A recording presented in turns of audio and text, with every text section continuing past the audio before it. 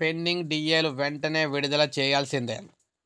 మనం చూసుకున్నట్లయితే పెండింగ్ బకాయిలు వెంటనే విడుదల చేయాలంటూ రాష్ట్ర ప్రభుత్వానికి కీలక అప్డేట్ అయితే ఇచ్చారు. పెండింగ్ డిఏలు వెంటనే విడుదల చేయాలి.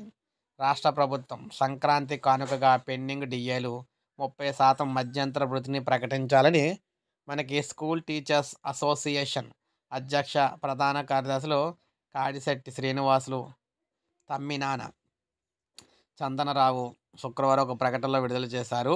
ఉద్యోగుల శ్రేయస్సు దృష్ట్యా 12వ పీఆర్సీ కమిషన్ను వెంటనే నియమించాలని కూడా కోరారు. ముఖ్యంగా ఇక్కడ గమనించాల్సిన విషయం ఏంటంటే సంక్రాంతిని పురస్కరించుకొని పెండింగ్ డిఏలు అయితే చెల్లించమని కోరుతూ ఉన్నారన్నమాట.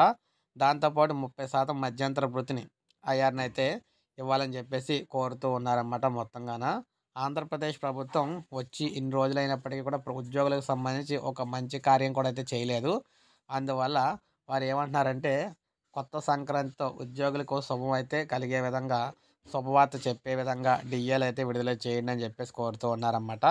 సో ఇది మనకి లేటెస్ట్ అప్డేట్. ఒక లైక్ చేయండి, సబ్స్క్రైబ్ చేసుకోవద్దు, మన ఛానల్ సబ్స్క్రైబ్ చేసుకొని